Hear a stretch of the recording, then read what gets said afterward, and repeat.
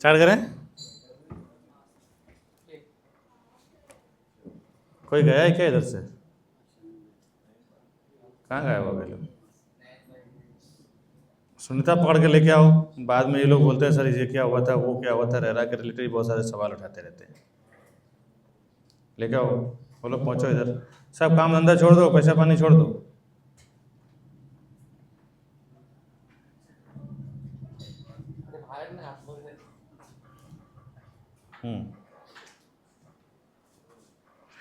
ठीक है। हाँ, अब कहाँ पे थे हम लोग? कोई एक से बताए। अमन यहाँ मजाक करने का मूड नहीं है, बिल्कुल सीरियस रहे, है ना? कहाँ थे हम लोग? हाँ, उसके बाद मैंने बोला था कि रेरा में कौन सा प्रोजेक्ट रजिस्टर्ड होगा, कौन सा प्रोजेक्ट नहीं होगा, उसके लिए स्क्वायर फुट एरिया कितना होना चाहिए और कितना यूनिट्स होना चाहिए। ठीक है, कितना मतलब जरूरी है करने के लिए, रजिस्टर करने के लिए। अगर आपको बेचना हो तो कितना यूनिट रहे जो रजिस्टर होना जरूरी है।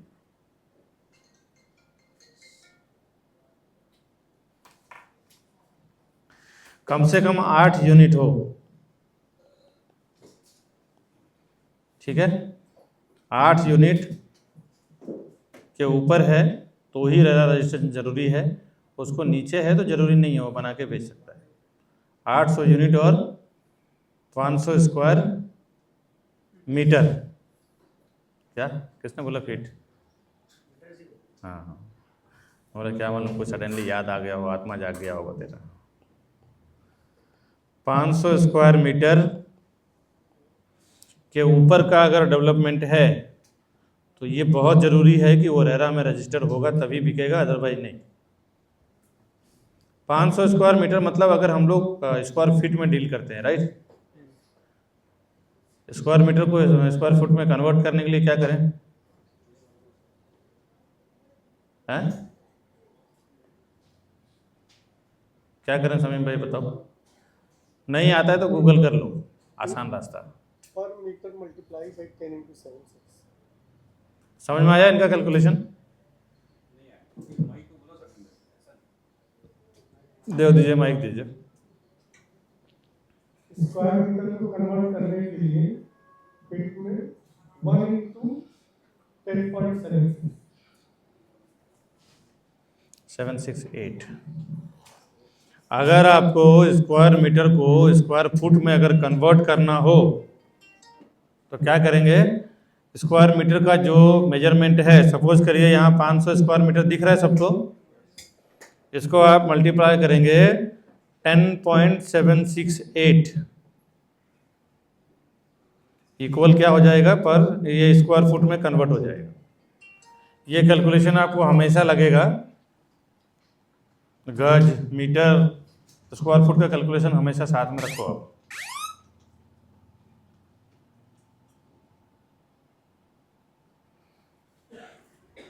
सबको समझ में आ गया? ऐसा किसी किसी को समझ में ना आया हो? हेलो, हाँ, सबका मुंडी चुप है, शांत है, मतलब समझ में तो आ गया। सब स्मार्ट लोग हैं यहाँ पे। तो ये 2 क्लॉज है और इसके ऊपर अगर रजिस्ट्रेशन करना है, अगर माल बेचना है, उनको फ्लैट बेचना है तो उनको एनी हाउ रजिस्टर करना पड़ेगा। और अगर रजिस्ट्रेशन नहीं होगी तो उनको किस किस चीज़ का परमिशन नहीं मिलेगा? प्रमोशन और रजिस्ट्रेशन दोनों ही नहीं कर सकता वो। प्रमोशन में online offline marketing, hoarding boarding. कितनी जगह आपने देखा होगा कि कंस्ट्रक्शन फुल फ्लैश में चालू है लेकिन होर्डिंग बोर्डिंग कुछ नहीं है, देखा है? हेलो, उसका रीजन यही है कि वो रेरा में रजिस्टर्ड नहीं है। रेरा इम्पोर्टेंट क्यों है? सेल करने के लिए। उसके पास अगर कमेंसमेंट सर्टिफिकेट है तो वो पूरा बिल्डिंग बना सकता है, लेकिन जब बेचने की बारी आती है तो उसको रेरा चाहिए ही चाहिए। अच्छा, रेरा क्यों चाहिए उस मुद्दे पे आता हूँ।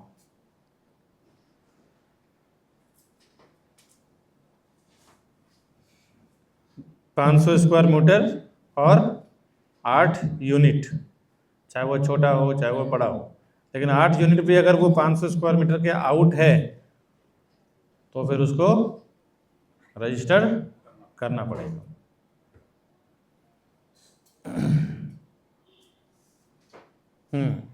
अब अभी जो मैं बोल रहा हूँ ये सबसे इम्पोर्टेंट चीज़ है कि रेरा में रजिस्टर क्यों करना पड़ेगा उसे बेचने के लिए। सबसे पहला तो ये है कि बिल्डर जब कोई प्रोजेक्ट बेचने के लिए निकलता है ना मार्केट में, तो उसको रेरा के में रजिस्टर करना पड़ता है। और रेरा में रजिस्टर करने के लिए जितने उसके लीगल पेपर है, IOD, intimation of development, intimation of disapproval, सारे एनओसी, कमेंसमेंट सर्टिफिकेट, ये सब कुछ उसको रेरा के वेबसाइट पे अपलोड करना पड़ता है। ठीक है, उसके बगैर वो जब तक रेरा उसको अप्रूव नहीं करेगी तब तक वो उसको रेरा नंबर इशू नहीं होगा, क्यूआर कोड इशू नहीं होगा। रेरा हमें प्रोजेक्ट का स्टेटस देखने के लिए 2 चीज़ प्रोवाइड करता है, एक रेरा नंबर और दूसरा क्यूआर कोड, है ना। अब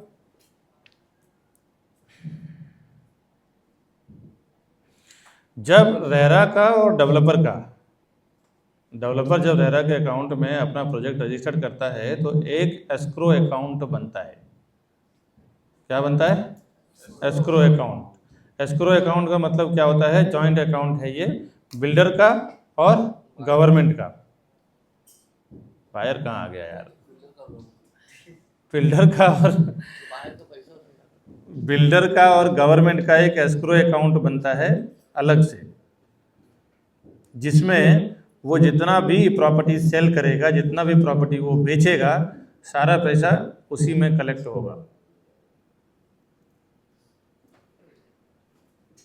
ठीक है। अच्छा, बिल्डर उस पैसे का कितना यूज कर सकता है अपने कंस्ट्रक्शन के हिसाब से? 30%। कोऑर्डिनेटर सब सुन रहे हो, लिख रहे हो? ये हर एक कन्वर्जन में आपको ध्यान आएगा। कस्टमर बोलेंगे मेरा पैसा डूब जाएगा, पैसा लेके भाग जाएगा, ये हो जाएगा, वो हो जाएगा, तो उसका सब जवाब आपके पास प्रेजेंट होना चाहिए।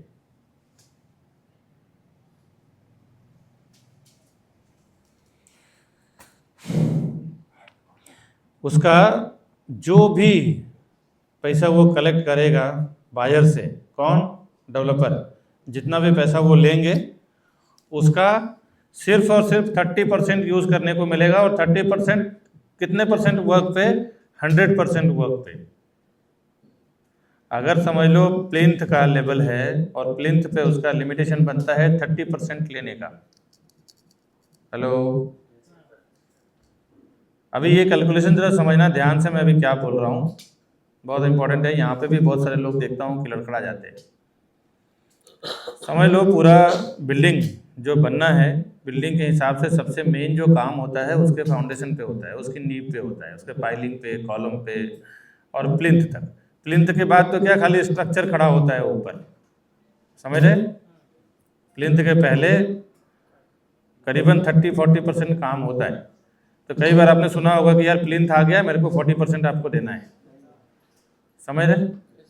30% आपको देना है, 40% ही आपको देना है। ये कौन डिसाइड करता है? रेरा। रेरा ही ये डिसाइड करता है कि कितना % पेमेंट अभी आप अपने बायर से ले सकते हैं।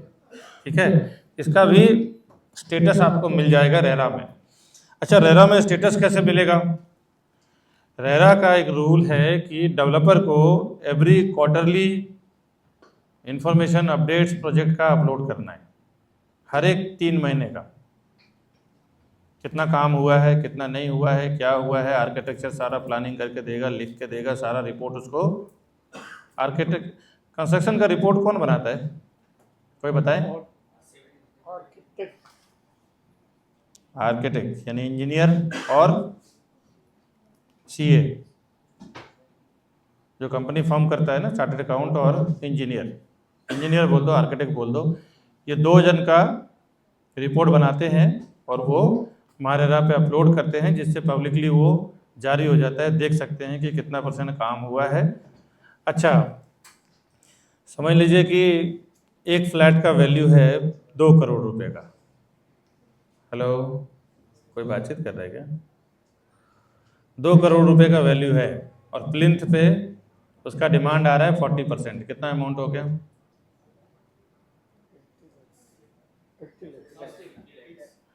थोड़ा सा कैलकुलेशन ढीला है आप लोग का यार, बड़ा लेट रिप्लाई करते हैं। ठीक है, कितना हो गया? 80 लाख रुपया। 2 करोड़ का 40%। अगर उसने प्लिंथ तक उसको अप्रूवल मिला है कि भाई बड़ा टावर है, डीप में ज़्यादा काम करना पड़ता है, तो 40% का उसको अमाउंट चाहिए। 40% का अमाउंट के हिसाब से वो 80 लाख रुपया किससे ले सकता है? बायर से। लेकिन उसको वापरने कितना मिलेगा? हाँ, कितना होता है? हाँ, समझ में आया? कितना वापरने को मिले? पीछे से कोई जवाब दो। यहाँ से तो अमोल भाई ने जवाब दे दिया। 80 लाख का 30% कितना होता है? हाँ, 24 लाख। जितना वो काम करेगा उसके स्टेटस के अनुसार, अगर वो कस्टमर से 80 लाख रुपया ले रहा है तो उसको वापरने को कितना मिलेगा? 30%, यानी 24 लाख रुपया। एक एग्जाम्पल दिया है, अलग अलग प्रोजेक्ट का अलग अलग स्टेटस है, आप उसके अकॉर्डिंग वहाँ पे कैलकुलेट कर लेना। ठीक है। दूसरा, 5 नंबर क्लॉज हम कवर कर चुके हैं। 5 नंबर क्लॉज दिख रहा है सबको? All wire amount 70% stuck in RERA escrow account and 30% can use developer of 100% work.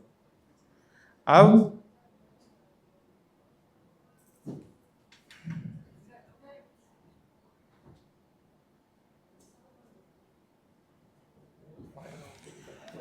Late fine charge, developer ने बोला कि दिसंबर 2024 में मैं आपको डिलीवर कर दूंगा।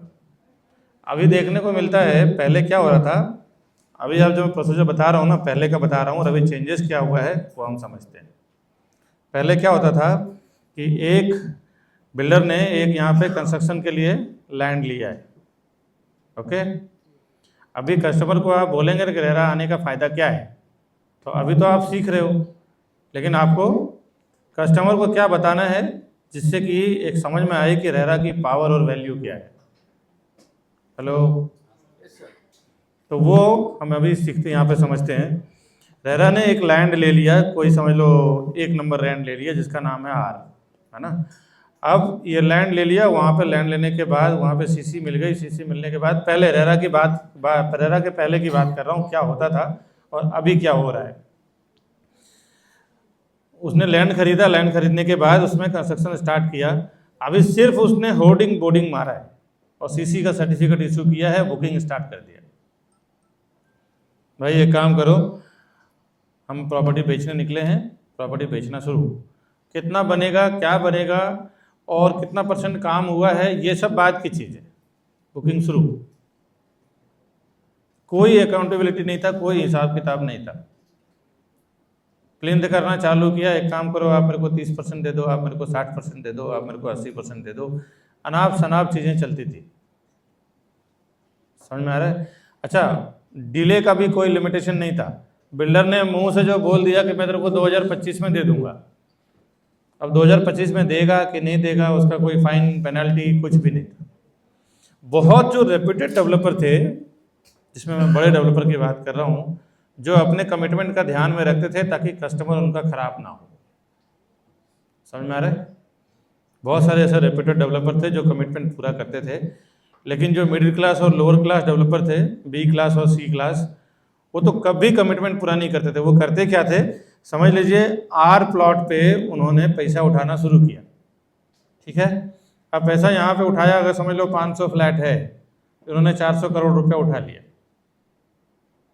1-1 करोड़ का भी एवरेज में फ्लैट पकड़ता हूँ, तो 500 फ्लैट के ऊपर 400 करोड़ रुपये उठा लिया।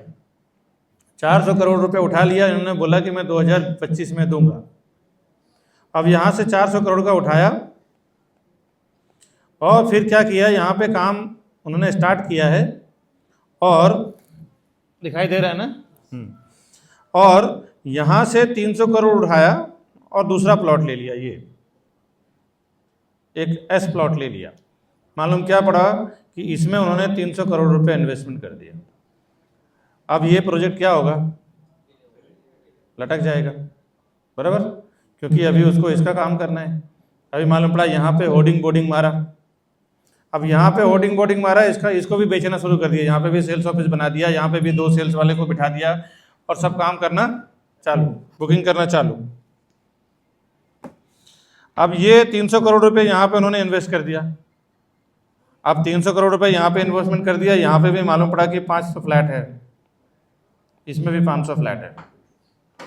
अब यहाँ से भी बुकिंग उठाना शुरू कर दिया, यहाँ से भी बुकिंग उठाना शुरू कर दिया।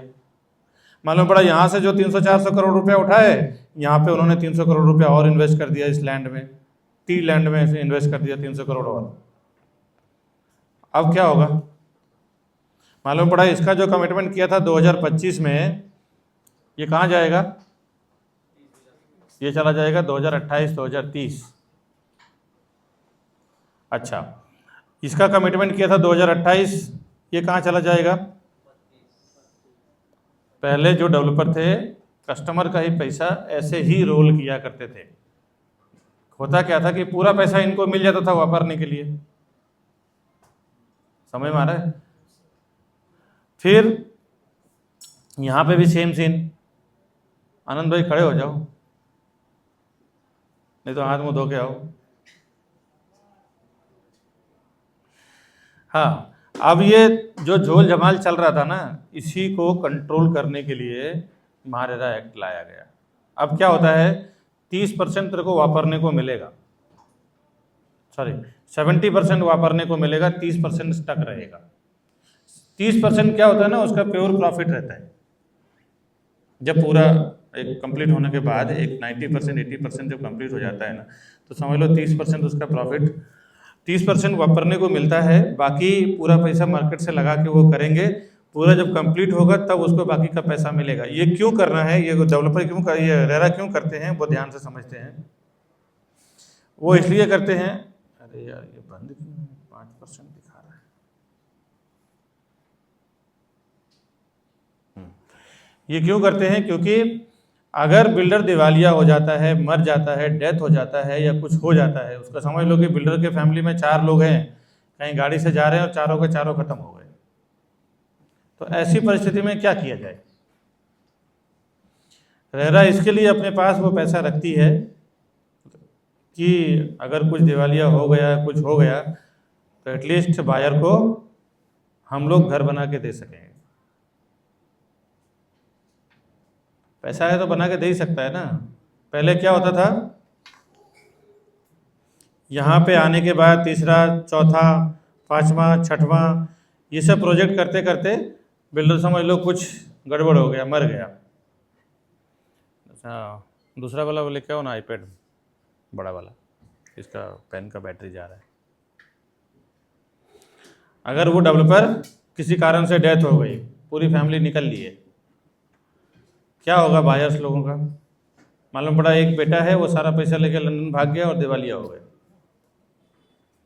अब लंदन जब वो चला गया, अब यहाँ के रूल्स एंड रेगुलेशन लंदन में तो अप्लाई होता नहीं है। वहाँ के संविधान, वहाँ के नियम, वहाँ के कानून, वहाँ के जज, वहाँ के वकील, सब कुछ अलग है। अब यहाँ पे उसने जो 500 करोड़ उठाया, मालूम पड़ा 50 करोड़ रुपया खर्चा किया, बाकी का 1200 करोड़ लेके निकल लिया। ऐसा कई जगह हो चुका है, दिल्ली में, बेंगलोर में, मुंबई में तो आए दिनों कई बार हुआ है। अब इसी को कंट्रोल करने के लिए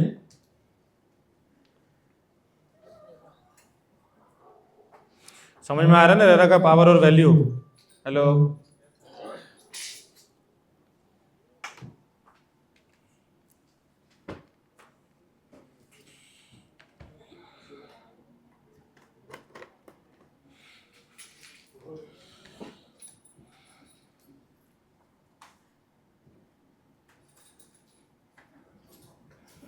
यही टाइम पे बैटरी डाउन होना था इसको।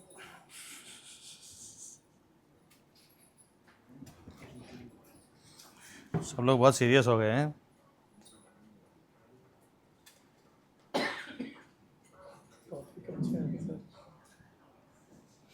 नहीं, सीरियसनेस दिखाओ तभी कमा पाएंगे, नहीं तो फिर झंडू पाम रह जाएंगे।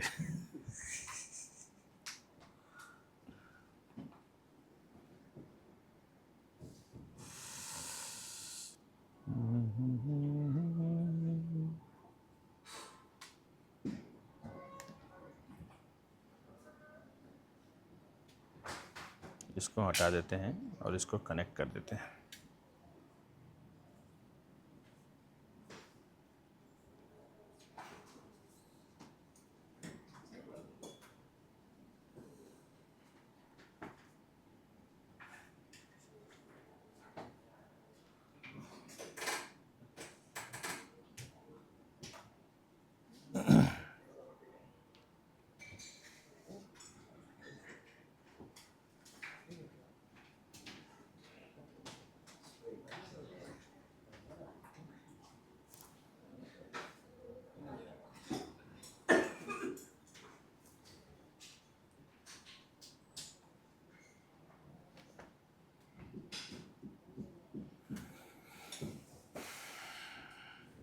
अभी तो भैया इसकी ज़रूरत ही नहीं है, दो दो किताब मैंने खोल लिया है ऑलरेडी। हाँ ठीक है।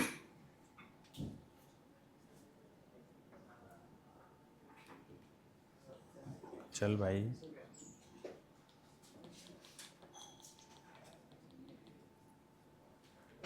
नहीं चलेगा क्या? नाराज़ हो गया क्या?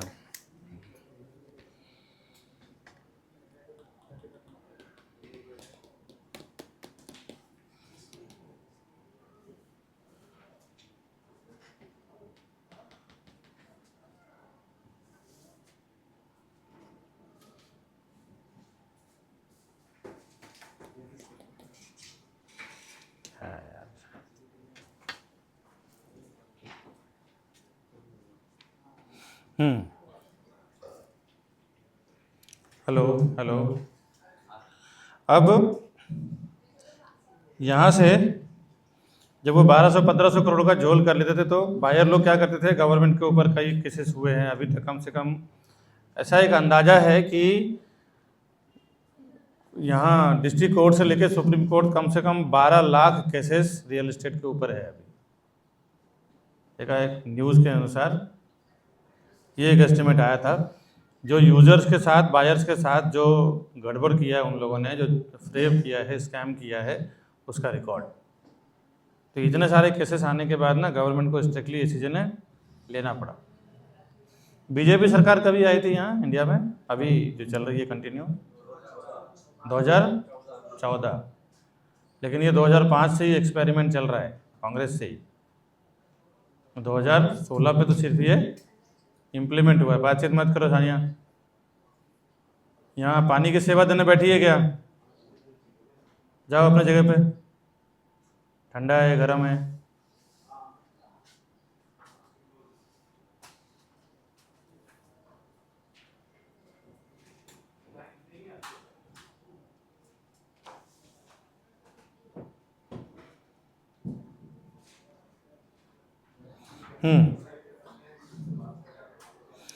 तो ये चीज़ों को कंट्रोल करने के लिए ना रेरा लाया गया है, ठीक है।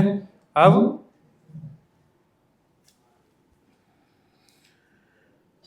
इसके बाद आते हैं अपन सेकंड पॉइंट पे, लेट फाइन चार्ज। किसके साइड से? दोनों साइड से। अच्छा उधर नहीं चल रहा है, हाँ मैंने इसको कनेक्ट किया था।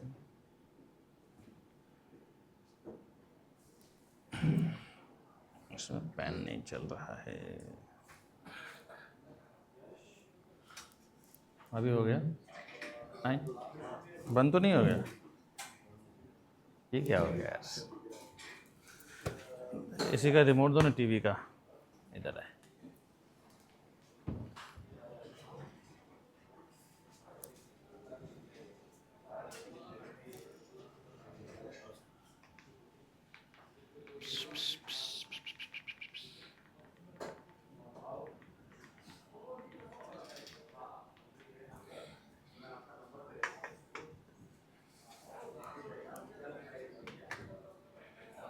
Hello hello.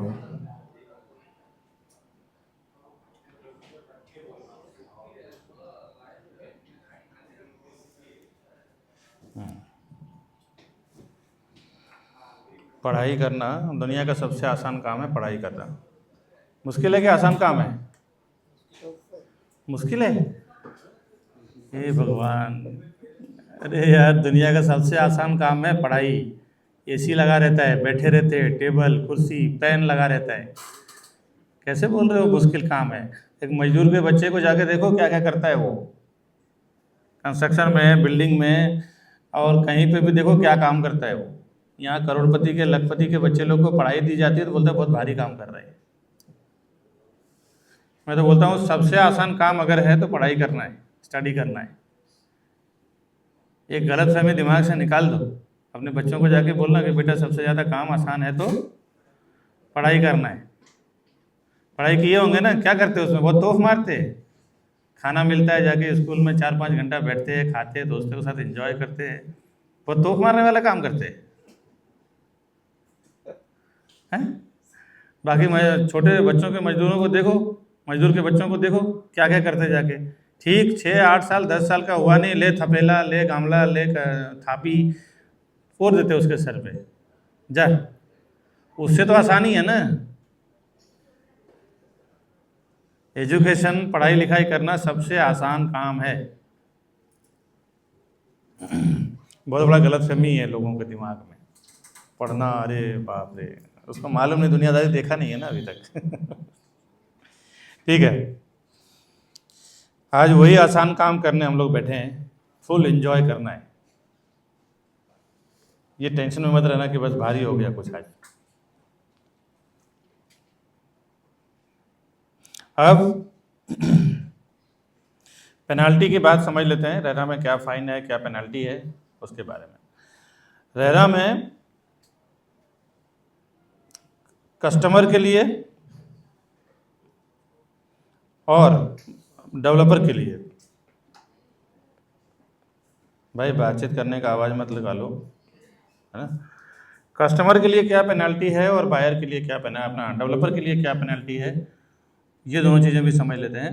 डेवलपर ने समझ लो कि 2025 में कमिटमेंट किया, है ना, और उसने कमिटमेंट पूरा नहीं किया, तो रेरा उसको क्या फाइन मारती है, कोई बताए? हाँ, होल प्रोजेक्ट पे 10% of whole project value. Whole project value मैंने बताया था ना, 500 करोड़ का अगर वैल्यू है, सपोज करिए कि किसी प्रोजेक्ट का वैल्यू है, अगर उसने 2000 फ्लैट बना रहा है या 5000 फ्लैट बना रहा है, तो सामने अगर 1-1 करोड़ का ही वैल्यू पकड़ो तो 5000 करोड़ का वैल्यू हुआ उसका। ठीक है,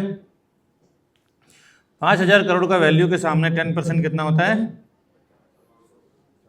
50। कौन से महादेव ने बोला है? आज पक्का है तुम खाना पीना खा के नहीं आए लगता है। 500 करोड़ रुपया होता है 5000 का 10%, ये 500 करोड़ रुपया उसको फाइन आएगा। अभी आप लोगों ने अनुभव किया होगा कि डेवलपर ने डिले करके रखा था, जैसे रेरा आया तुरंत 400-500 लोगों को लगा के फटाफट प्रोजेक्ट कंप्लीट करा के हैंडओवर कर दिया। ऐसा किसी के अनुभव में ऐसा कभी हुआ है? मतलब देखा हो मार्केट ऑब्जर्वेशन में? नहीं। जो हाईवे पे जो प्रोजेक्ट है, क्या नाम है उसका? मैनोपस। मैनोपस के बारे में किसी को नॉलेज है? 5 महीने में डिलीवरी दिया है उन्होंने। 6 साल से लटक रहा था वो प्रोजेक्ट, 5 महीने में पोजीशन दिया उन्होंने। एक बार में 400 मजदूर एक साथ में डे नाइट काम कर रहे थे, डबल शिफ्ट। मालूम होगा ना तुमको? अब तो मिरावट में तो मालूम होना चाहिए यार। मैनोपस वाले ने कितना फास्ट पोजीशन दिया था, 5 महीने 6 महीने में पूरा प्रोजेक्ट बना के फिनिश करके हैंडओवर कर दिया था, क्योंकि यही 10% का पेनाल्टी आ रहा था। अब 10% का पेनाल्टी कोई इतना छोटा अमाउंट नहीं है कि चलो डिले कर दिया जाए। 500 करोड़, 400 करोड़, 100 करोड़ बहुत मायने रखता है। इससे अच्छा भैया कॉन्ट्रैक्टर को पैसा दो, लेबर लोगों को पैसा दो, फटाफट कंप्लीट कराओ, प्रोजेक्ट हैंडओवर करो, हम पेनल्टी से बच जाएंगे। आजकल तो ऐसा देखने को मिल रहा है कि 2026 का पोजीशन है, बट 2025 में ही दे देते। अच्छा, इसका रीजन क्या है? 2025 का है और 2024 में ही दे दे रहे हैं, इसका रीजन क्या है? हाँ, जो एस्क्रो अकाउंट में पैसा फंसा हुआ है, वो जितना जल्दी हम पोजीशन देंगे, सोसाइटी का सेक्रेटरी, चेयरमैन, ट्रेजरर, कैशियर, ये सब मिलके जितना जल्दी वो पेपर पे साइन करेगा, और जितना जल्दी हमारा लीगल पेपर रेडी होगा, सोसाइटी रजिस्ट्रेशन सर्टिफिकेट आएगा, उतना जल्दी हमको वो पैसा मिल जाएगा। इसीलिए 2026 का मामला 2024 में ही निपट जा रहा है, 2028 का मामला 2026 में निपट जा रहा है। समझ में आ रहा है ना?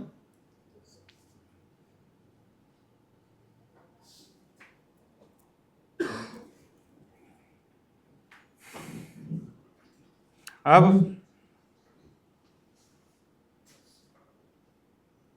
कितना नंबर क्लॉज तक हमने कवर किया था? 6। अच्छा, ये तो डेवलपर साइड फाइन हो गया।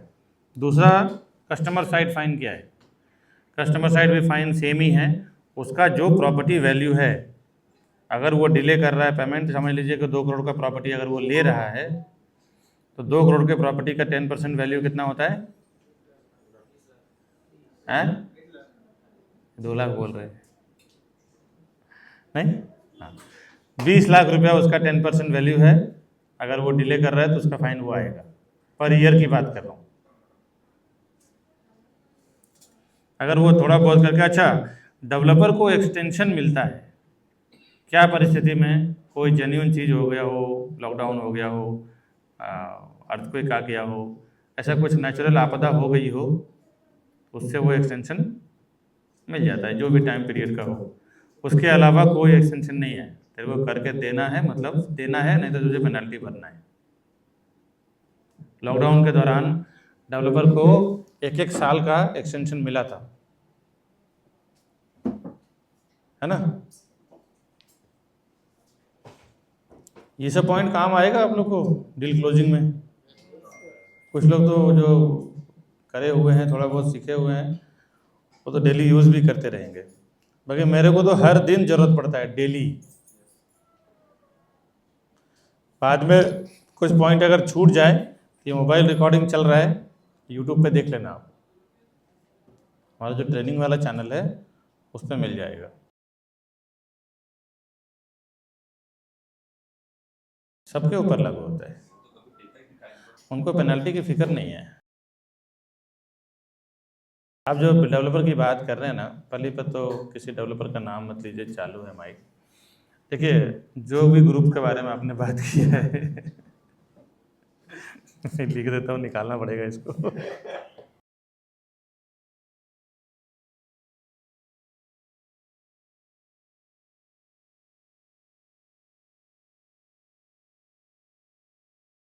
अरे भाई, इंडिया का 4th नंबर का लैंडलॉर्ड है वो। इंडिया में कुछ 4th नहीं, कुछ 7th या 8th नंबर पे आते हैं लैंडलॉर्ड में। वो कोई छोटा मोटा आदमी नहीं है। मलाड नहीं, पूरे इंडिया लेवल की बात कर रहा हूँ।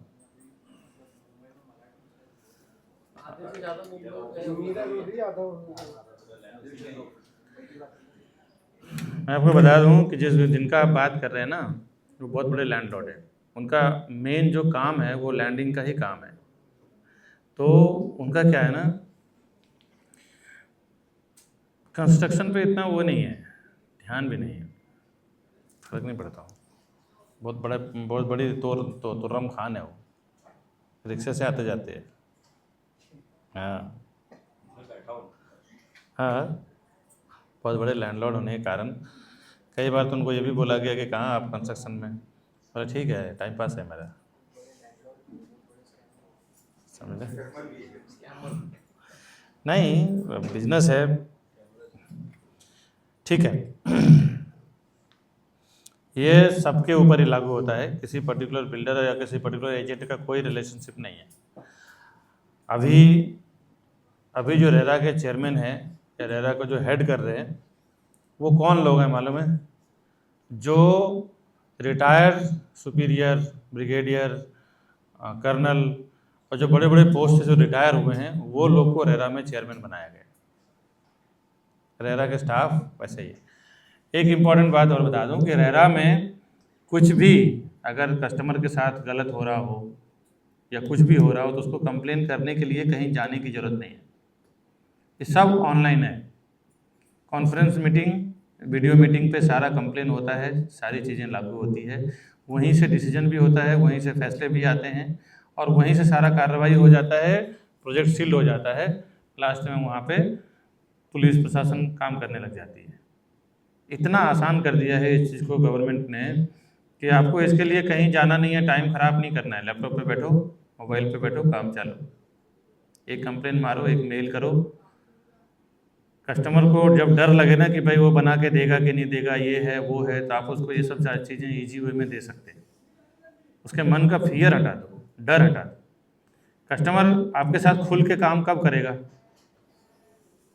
समझ में आ रहा है? जब उसके मन का डर खत्म कर दोगे आप।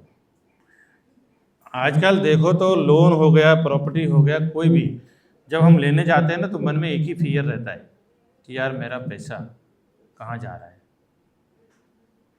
पैसे को लेके फियर रहता है ना, उसकी जो हार्ड मेहनत की जो कमाई है वो कहाँ जा रहा है, वो कहीं गड़बड़ सही गलत रास्ते में ना चला जाए। बस उसका वही फियर ख़त्म करना है, आपके साथ वो काम करने में कंफर्टेबल हो जाएगा। तो वो फियर ख़त्म करने का सारा रास्ता मैं बता रहा हूँ, ये आप डायरेक्टली लागू कर दो कस्टमर के साथ, ये आपका एक एक रुपया सेफ है। आपने बिल्डर को नहीं, गवर्नमेंट को दिया है। गवर्नमेंट की जिम्मेदारी बनती है आपको घर बना के देने का। आपका पैसा भी गवर्नमेंट के पास ही है, समझ में आ रहा है? 70% पैसा तो होल्ड है, 70% पैसा होल्ड है, ये पैसा आपका कहीं नहीं जाएगा। बिल्डर अगर मर भी गया ना तो भी आपको गवर्नमेंट बना के देगा घर। यहीं पे उसका फियर ख़त्म हो जाता है। और सर इसके बारे में और डेप्थ जानकारी लेना है तो आप गूगल कर लीजिए, रेरा के नॉर्म्स पढ़ लीजिए, रेरा के क्लॉजेस पढ़ लीजिए। अच्छा, यहाँ पे अपन कितने लोग बैठे हैं, जो भी 25-50 लोग बैठे हैं, 60 लोग, किताब पढ़ने में किसको इंटरेस्ट है? समीम भाई, बुक्स में इंटरेस्ट है?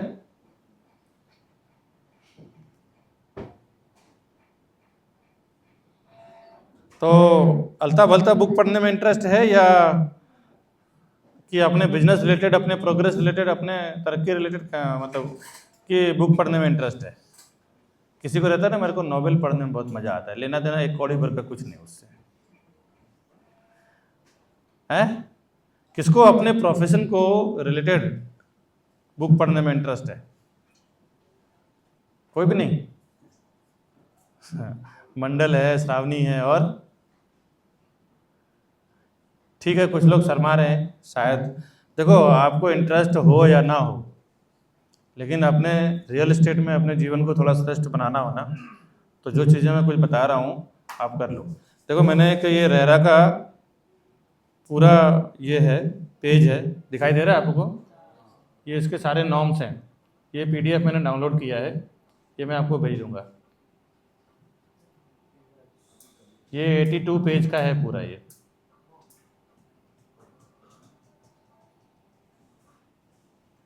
ठीक है, ये अगर किसी को चाहिए तो मुझे बता देना, मैं भेज दूंगा। तो आपको इसमें सारी चीज़ें इन डिटेल लिखा हुआ है। ज़्यादा से ज़्यादा 3 दिन जाएगा अगर 2-3 घंटा पढ़ेंगे तो इसमें सब चीज़ें आपको क्लियर हो जाएगा, है ना? 82 पेजेस है। कौन किसका अम्मा है, कौन किसका चाचा है, कौन किसका बाप है, किसका कौन सा रूल्स रेगुलेशन कहाँ अप्लाई होता है, कितना परसेंटेज, अगरम बगरम सब इसमें मिल जाएगा आपको। ये इसका PDF है।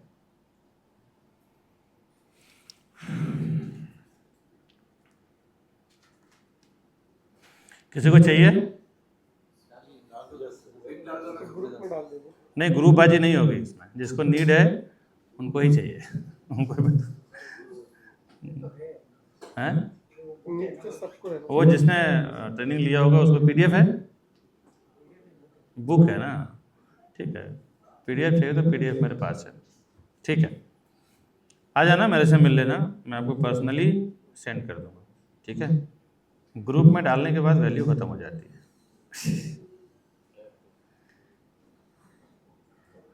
या फिर गूगल से भी आपको कुछ अच्छे वेबसाइट्स हैं, वहाँ से मिलेगा। हर जगह मैंने भी कम से कम 3-4 घंटा काम करने के बाद मेरे को मिला है, तो गूगल से भी आपको मिल जाएगा, लेकिन काम करना पड़ेगा थोड़ा। रिसर्च मेरे पास रेडी है, ले लीजिएगा।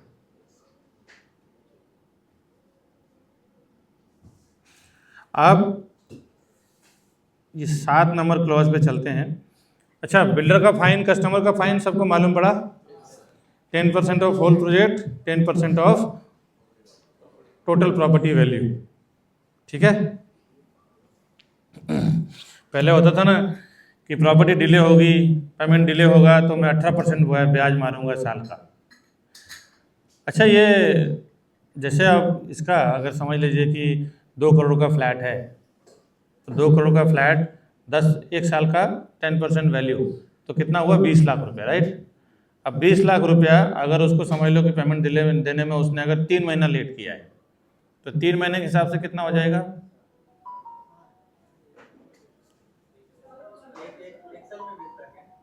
एक साल का अगर 10% है तो 3 महीने का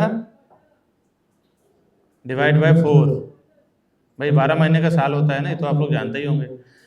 तो 3 महीने का अगर 3 महीना डिले हुआ तो 5 लाख रुपए उसको फाइन देगा। किसी को समझ में नहीं आया हो ऐसा कोई?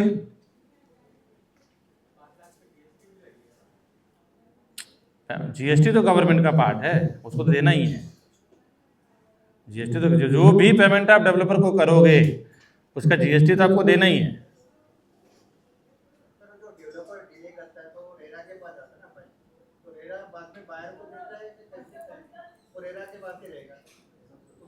क्योंकि क्या है, बायर को फाइन की बात नहीं है, उसने गवर्नमेंट अभी बिल्डर का पैसा लॉस हो रहा है, बराबर है, चाहे वो बिल्डर रेरा को दे चाहे वो कस्टमर को दे। अब रेरा क्यों ले रहा है फाइन, वो इम्पोर्टेंट है ना आपका जानना। रेरा फाइन इसलिए ले रहा है क्योंकि आपने अगर घर खरीदा है तो घर बना के देने की जिम्मेदारी किसकी है? बिल्डर अगर मर गया हो तो, इसीलिए रेरा ले रहा है। रेरा जो मैनेज हो रहा है, गवर्नमेंट जो चला रहा है, तो रेरा ऐसा थोड़ी है फ्री में चल रहा है, उसका भी तो कुछ राइट्स हो रहे हैं, खर्चे हो रहे हैं, पैसा जा रहा है, तो वो सब कहाँ से आएगा? कोई भी ऑर्गेनाइजेशन चल रहा है। क्वेश्चन क्या था कि इसमें बायर का क्या बेनिफिट है, बायर को क्या मिलेगा? सुनिए पहली बात तो सुनिए, अगर थोड़ी देर के लिए आप समझ कर लीजिए कि आप डेवलपर हैं, ठीक है, आप डेवलपर हैं, आपने 500 फ्लैट बेचा है और टाइम पे पोजीशन नहीं दिया, तो आपका पैसा तो जा रहा है, चाहे आप बायर को दो चाहे आप रेरा को दो, तो आप अपना पैसा नुकसान क्यों करना चाहोगे? बायर का इसमें ज़्यादा फ़ायदा नहीं है, फिर रेरा ही डिसाइड करेगी, ज़्यादा से ज़्यादा 1 साल डिले करके उसको बना के फटाफट देना है। बायर को कुछ फायदा नहीं है, बायर को इसमें कोई फायदा, डिले हो रहा तो भी बायर को कोई फायदा नहीं, बायर को कोई फ़ायदा नहीं है, लेकिन बायर को 1 साल के अंदर घर बन के मिलेगा, ये श्योर है।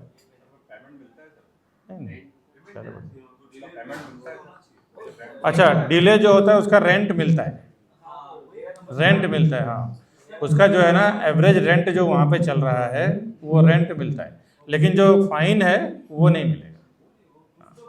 अच्छा, रेंट जो है वो डेवलपर ही देगा, रेरा नहीं देगा। वो जो रेंट है ना वो डेवलपर ही देगा। हाँ हाँ बराबर। उनका कहने का मतलब ये कि बायर को क्या बेनिफिट हो रहा है?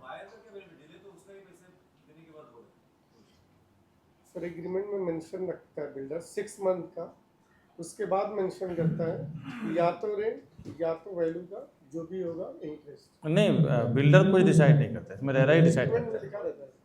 हाँ, एग्रीमेंट में उसको वही लिखना है ना जो रेरा में है, उससे आउट जाके तो वो लिखेगा नहीं, है ना। तो रेंट वो देगा जो भी डिले हुआ, अगर समझ लो कि मेरा अगर 6 महीना डिले हो रहा है तो भाई ठीक है, रेंटल वैल्यू जो भी इसका है एवरेज वो आप सब हमसे ले लो, तो एक बार रेरा एग्री करती है, अदरवाइज नहीं। दूसरा,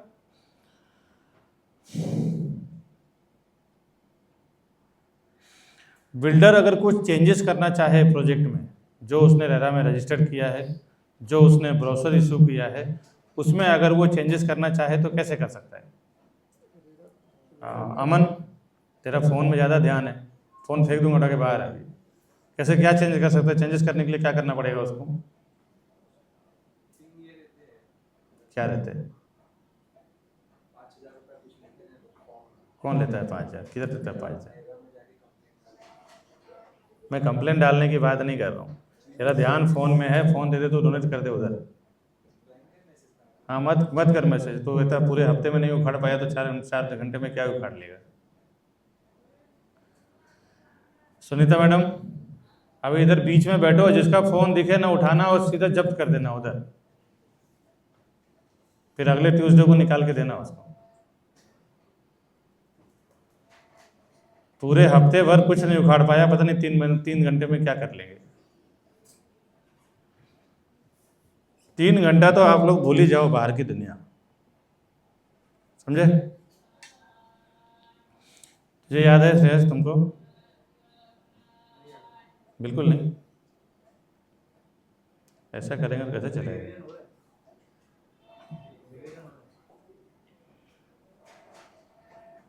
घर बैठे बैठे रिवीजन होगा? हाँ। बिल्डर, भाई ये पेन तो जवाब दे रहा है। डेवलपर चेंजेस इन प्रोजेक्ट, क्या क्या चेंजेस कर सकता है वो? Floor plan, amenities, lobby, garden, club house, जिम्नासियम। कई बार ऐसा देखे होंगे ना कि भाई इतना बड़ा गार्डन पूरा अप्रूव्ड हुआ है, पूरा फ्लोर प्लान ब्लूप्रिंट प्लान में पास हुआ है। अच्छा, कितने लोगों को मालूम है मास्टर प्लान क्या होता है और फ्लोर प्लान क्या होता है? सबको मालूम है? अच्छा, किनको नहीं मालूम है ब्लूप्रिंट प्लान क्या होता है? सब बिंदास बेशर्म होके हाथ उठा लो। फ्लोर प्लान क्या होता है? किसको नहीं मालूम है वही लोग हाथ उठाओ। फ्लोर प्लान, फ्लैट का प्लान तो मालूम है ना? ठीक है। ब्लूप्रिंट प्लान में पूरा लैंड का प्लानिंग आ जाता है, ठीक है? उसमें सब डिसाइड हो जाता है कहाँ क्या बिल्डिंग आएगा, ये आएगा, वो आएगा, जो कुछ भी है। दूसरा, फ्लोर प्लान में एक फ्लोर का प्लान हो गया जिसपे कितने फ्लैट्स बनेंगे, पैसेज कहाँ रहेगा, लिफ्ट कहाँ है, ये है, वो सब आ जाता है। और फ्लैट का प्लान तो नॉर्मली आप लोग देखे होंगे। अब डेवलपर को अगर चेंजेस करना हो तो उसको 66% बायर का अप्रूवल चाहिए। ये चीज़ें आप लिख लो, ज़्यादातर लोग भूल जाते हैं।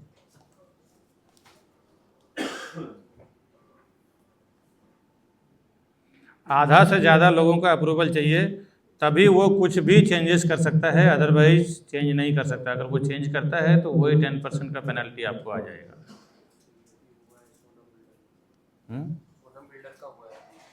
तो उसने कुछ लिया रहेगा, पैसे वैसे खिला के कुछ अप्रूवल लिया रहेगा। कुछ तो अगर वो चेंजेस कर पा रहा है तो या तो पहले उसने ब्लूप्रिंट प्लान में डाला नहीं होगा। कई बार ऐसा होता है ना कि बिल्डर बाद में चेंजेस करते हैं, वो ब्लूप्रिंट प्लान में ही पहले से सबमिट नहीं करते। अच्छा,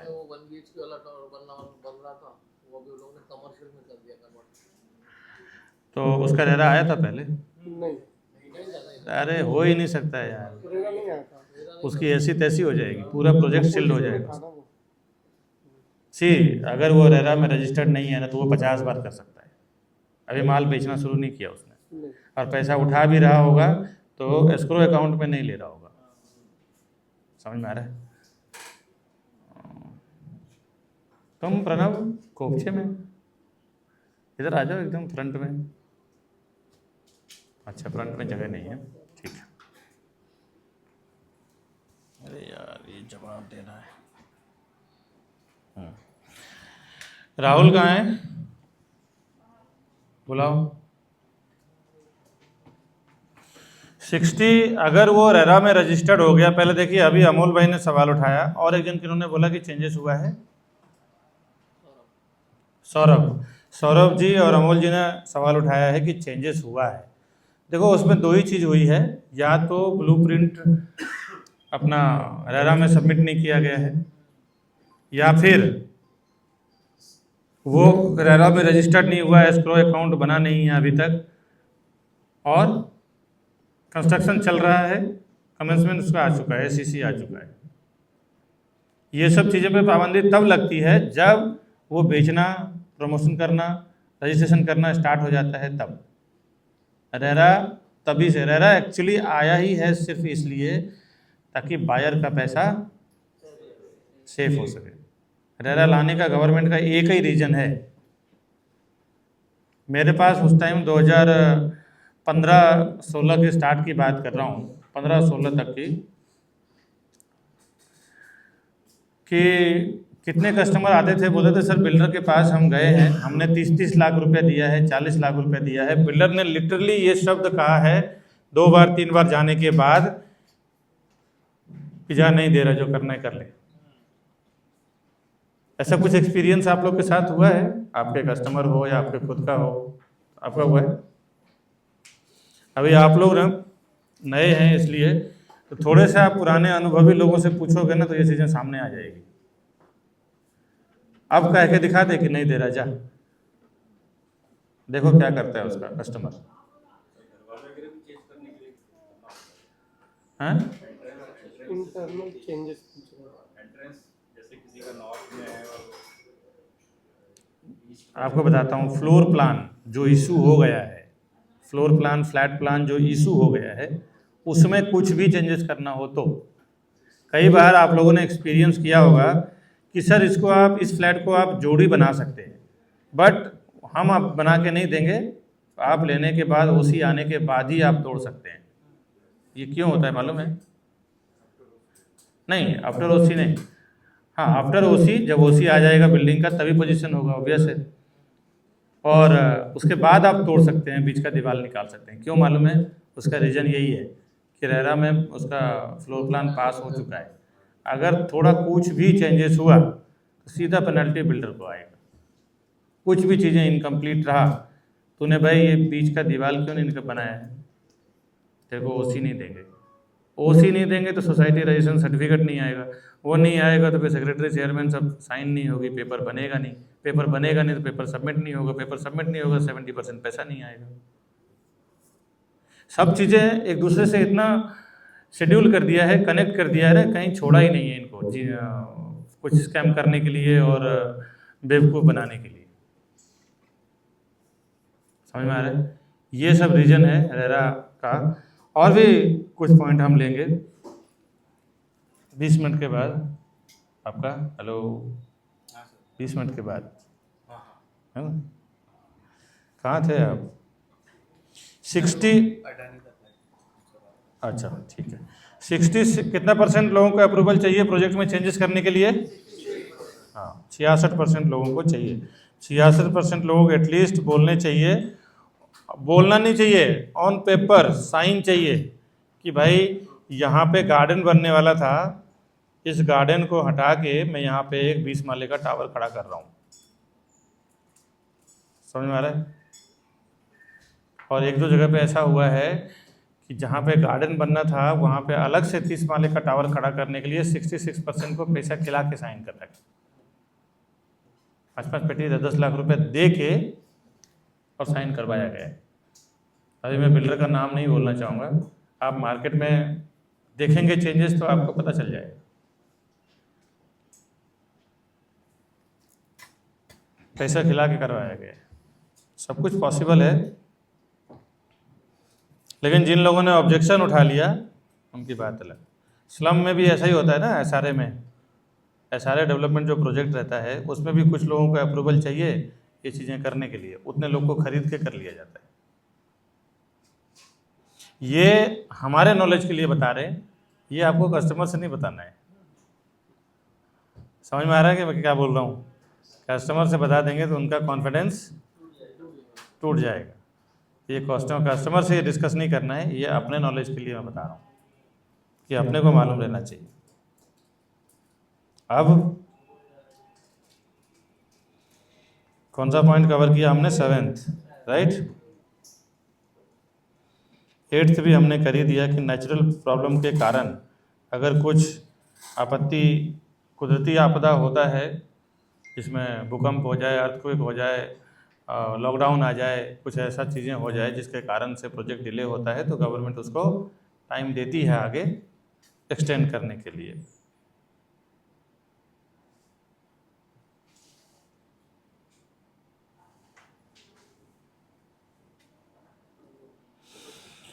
डेवलपर को छोटे से छोटा डॉक्यूमेंट, बड़े से बड़ा डॉक्यूमेंट, जो भी प्रोजेक्ट रिलेटेड डॉक्यूमेंट है सब उसको अपलोड करना है रेरा के वेबसाइट पे। कितनी बार ये होता है ना, कस्टमर पूछता है कि यार इसका सीसी किधर है मुझे बता दो, इसका ब्लूप्रिंट किधर है मुझे को बता दो, तो हम क्या करते हैं, बार बार ढूंढते चलते हैं, सेल्स वाले को फ़ोन करते हैं, इसको फ़ोन करते हैं, उसको फ़ोन करते हैं, कनेक्ट नहीं हो रहा है सर, कल भेजता हूँ, 2 दिन में भेजता हूँ, 3 दिन में भेजता हूँ। जब आप ये काम करते हो ना तो होता क्या मालूम है, कस्टमर का विश्वास, जितना चीज़ें डिले होती चली जाती है उतना ज़्यादा टूटता चला जाता है। तो आज के बाद क्या करेंगे, कस्टमर बोलेगा मुझे ब्लूप्रिंट भेजो, क्या करेंगे, उसका रेरा का नंबर लो, रेरा के वेबसाइट पे पुट करो, प्रोजेक्ट का नाम आएगा, नीचे कुछ डॉक्यूमेंट का लिस्ट आएगा, उसी डॉक्यूमेंट लिस्ट में आपको 2 मिनट में पता चल जाएगा कि ब्लूप्रिंट कैसा है, सीसी क्या हुआ है, इस सारे एनओसी वेनओसी उसका लैंडलॉर्ड का पूरा चिट्ठा वहाँ पे डला हुआ रहता है पूरे 30 साल का,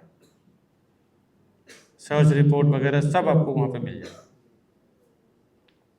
अगली बार जब कस्टमर कुछ भी बोले ना तो मैं देखा हूँ अभी भी लोग लड़खड़ाते हैं, जिनको नहीं मालूम है कि डॉक्यूमेंट मिलेगा कहाँ। मेरे वीडियो में सारा डॉक्यूमेंट रहता है, मालूम है आप लोगों को? हेलो, मेरे वीडियो में सब डॉक्यूमेंट रहता है, मैं कहाँ से लेके आता हूँ, सबसे मांग के लाता हूँ। यहाँ पे एक बार एडिटर को सिखा दिया गया है कि आप रेरा के वेबसाइट से डाउनलोड कर लो, वहाँ से सब मिल जाता है। हर एक प्रोजेक्ट में सब डाल देता हूँ, उसमें सीसी डाल देते हैं, आईओडी है, कंस्ट्रक्शन सर्टिफिकेट वगैरह सब डाल देता हूँ। यहाँ तक कि कौन कौन से बैंक से एपीएफ मिला हुआ है वो एपीएफ भी उसमें डाल देते हैं। कितने लोगों को मालूम है कि एपीएफ नंबर क्या होता है? नहीं मालूम कितने लोगों को है? देखो तिवारी जी क्या हो रहा है तुम्हारे रहते हुए।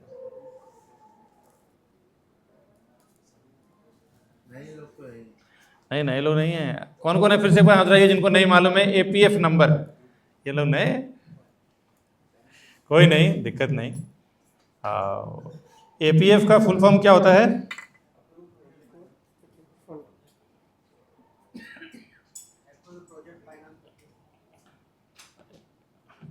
Approval for project finance. लिख लो भैया, याद रहेगा, क्योंकि ये हर एक प्रोजेक्ट में आपको ये वर्ड सुनने को मिलेगा। हमारा ये बैंक से एपीएफ है, ये बैंक से एपीएफ है, ये बैंक से एपीएफ है ना।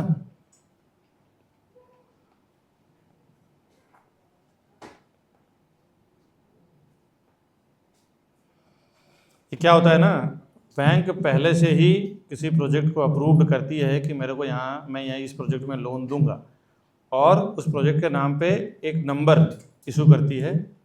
उस नंबर के थ्रू आप आराम से इजीली देख सकते हैं मोबाइल में कि भाई इसको एपीएफ मिला है कि नहीं मिला है, क्या नहीं है। सारा डॉक्यूमेंट वहाँ से वो बैंक सब ले दे के एक नंबर खाली इशू करती है, उसी नंबर पे सारा लोन हो जाता है सारे कस्टमर्स का। फिर बार बार उसके ऊपर काम नहीं करना पड़ता। अप्रूव्ड प्रोजेक्ट फाइनेंशियल नंबर, ठीक है।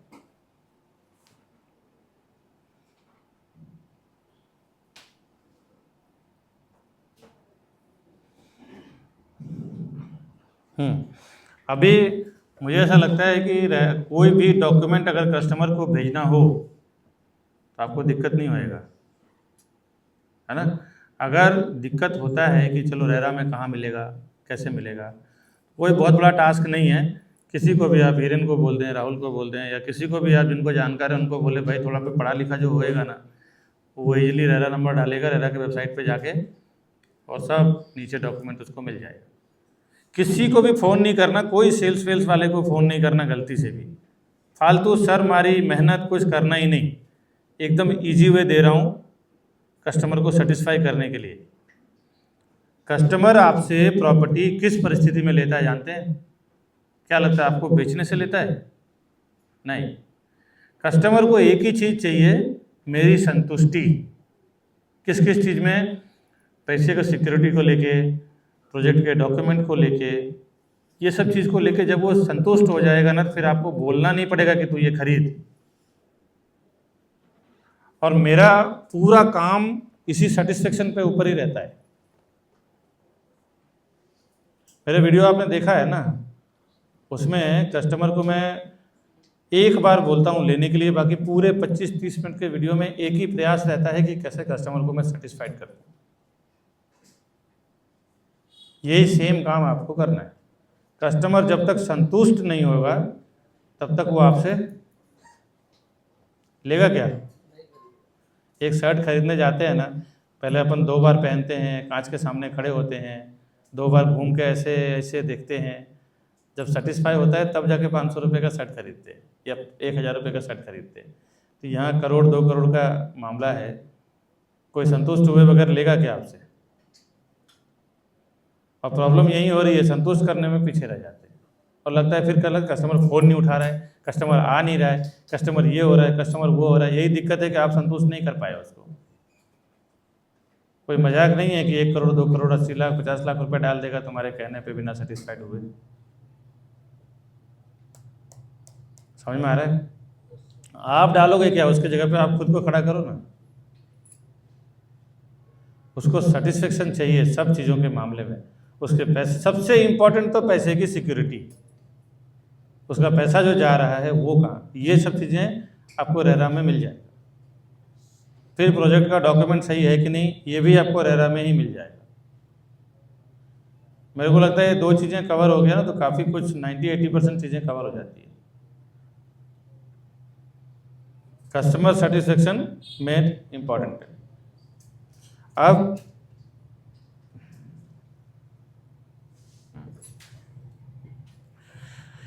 बिल्डर को कितने दिन का अपडेट रेरा पे डालना पड़ता है? मैंने अभी स्टार्ट में बताया था ना, 3 महीने का। 3 महीने एवरी क्वार्टरली अपडेट उसको रेरा में अपलोड करना है ताकि उसमें कस्टमर भी देख सके, ब्रोकर भी देख सके। ये खाली कस्टमर के लिए नहीं है। ब्रोकर लोग सोचते हैं अरे हमको तो सब मालूम है। बाहर जितने भी झोला छाप ब्रोकर है ना, उनको पूछो रेरा खोल के देखा है क्या? बोला क्या मालूम नहीं, देखा नहीं अभी तक। मालूम पड़ा 1 साल से 2 साल से बेच रहे हैं, एक बार भी रेरा ओपन करके देखा नहीं है कि उसमें क्या डिटेल भरा हुआ है। कहाँ से आएगा इन्फॉर्मेशन और कैसे होएगा डील? फिर कस्टमर फ़ोन नहीं उठाता है तो मैं देखा हूँ कितनी बार ब्रोकर लोग को गाली देते हुए, कस्टमर साला कमीना है, इसकी माँ का उसकी बहन का, फ़ोन नहीं उठा रहा है, चुतिया साला, ऐसा है वैसा है। क्यों, क्या होता है क्या? क्यों मालूम है क्यों होता है? क्योंकि अभी आप ध्यान से सुनना क्यों कस्टमर आपका फ़ोन नहीं उठाता है और बाकी जो छोटे लेवल के ब्रोकर्स है उनका वैल्यू नहीं करता है, उसका रीज़न आपको दे रहा हूँ। देखो, ब्रोकर कमिटमेंट, ये आपको, आपका मानना है कि ब्रोकर कमिटमेंट बहुत इंपॉर्टेंट है आपका उसके साथ डील करना, आप क्या बोलते हो? समझ में आ रहा है?